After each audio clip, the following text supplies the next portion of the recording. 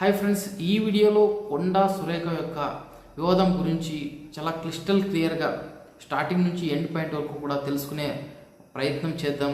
నేను మీకు పూర్తిగా చెప్పే ప్రయత్నం తప్పకుండా చేస్తాను. కాబట్టి మీరు ఈ వీడియోని ఫస్ట్ నుంచి ఎండ్ వరకు స్కిప్ చేయకుండా చూస్తే డెఫినెట్గా మీకు వివాదం గురించి పూర్తిగా తెలిసే అవకాశం ఉంది.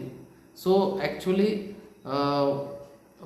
కొండా Surekha and BJP MP Raghunandan Rao ఒక గవర్నమెంట్ ప్రోగ్రామ్ను ఉద్దేశించి ఒక స్టేజ్ పైన వాళ్ళిద్దరూ తీసుకున్న ఒక ఫోటోను బీఆర్ఎస్ సోషల్ మీడియా విభాగం పూర్తిగా ట్రోల్ చేయడం జరిగింది.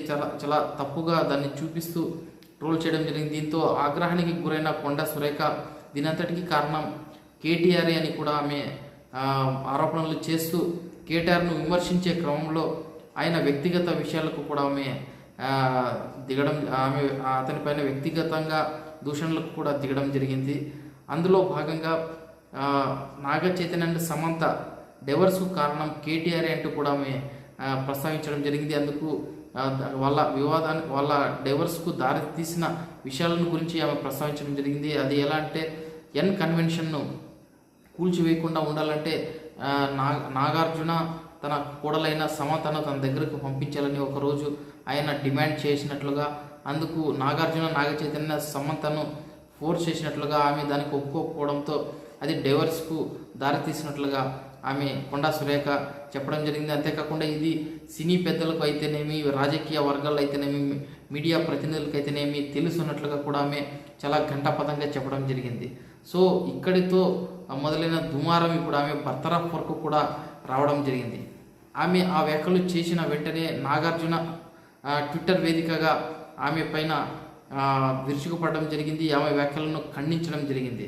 అంతేకాకుండా తదనంతరం ఆమె పైన 100% డిఫమేషన్ కేసు కూడా వేయడం జరిగింది.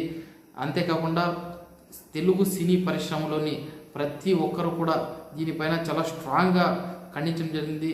ముఖ్యంగా చిరంజీవి అయితే చాలా పెద్ద మెసేజే వేయడం జరిగింది ట్విట్టర్లో. నిజంగా మానవత్వం ఉండేవాళ్ళు ఎవరు కూడా ఇలాంటి విషయాలు మాట్లాడరు. వ్యక్తిగత విషయాలను బహిరంగంగా ఒక ప్రెస్ మీట్లో మాట్లాడడం, ఆమెకు సంబంధం లేని వ్యక్తులపైన మాట్లాడడం నిజంగా మానవత్వం కాదని కూడా అతను ఫైర్ చేయడం జరిగింది చిరంజీవి.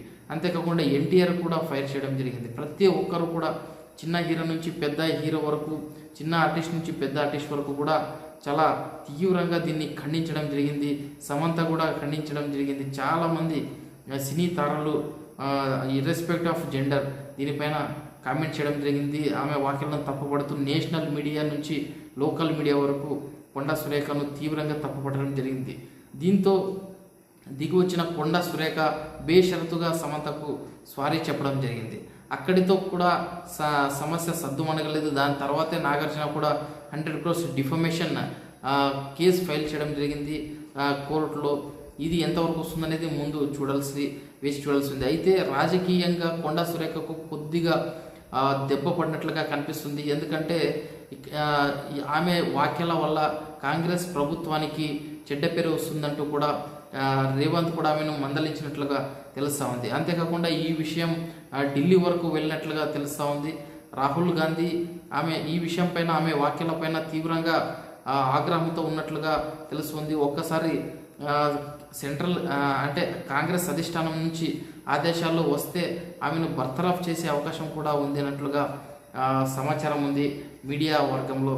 అయితే వ్యక్తిగత విషయాలపైన, ఆమెకు సంబంధం లేని వ్యక్తులపైన ఈ విధంగా వ్యక్తిగత దాడి చేయడం, వాళ్ళ వ్యక్తిగత గోప్యతకు భంగం కలిగించేలా ఒక మంత్రి పదవిలో ఉండి కొండా సురేఖ ఇటువంటి వ్యాఖ్యలు చేయడం అనేది మంచిది కాదంటూ కూడా రాజకీయ విశ్లేషకులు అయితేనేమి, మేధావులు అయితేనేమి కూడా చాలా మండిపడతా ఉన్నారు.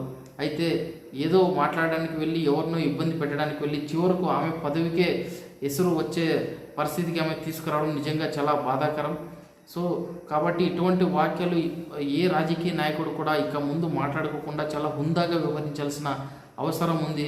అయితే వేచి చూడాల్సి ఉంది కాంగ్రెస్ అధిష్టానం ఎటువంటి డిసిషన్ తీసుకుంటుంది, ఆమె పదవి ఉంటుందా ఊడుతుందా అనే ఒక సందిగ్ధంలో ఇప్పుడు ఆమె పడినట్లుగా తెలుస్తుంది. ఎందుకంటే ఒకవేళ ఆమెను ప్రెజర్ చేసి రిజైన్ చేయించవచ్చు, లేదంటే బర్తరఫ్ చేసే యోచనలో కూడా కాంగ్రెస్ ప్రభుత్వం ఉన్నట్లుగా తెలుస్తూ ఉంది.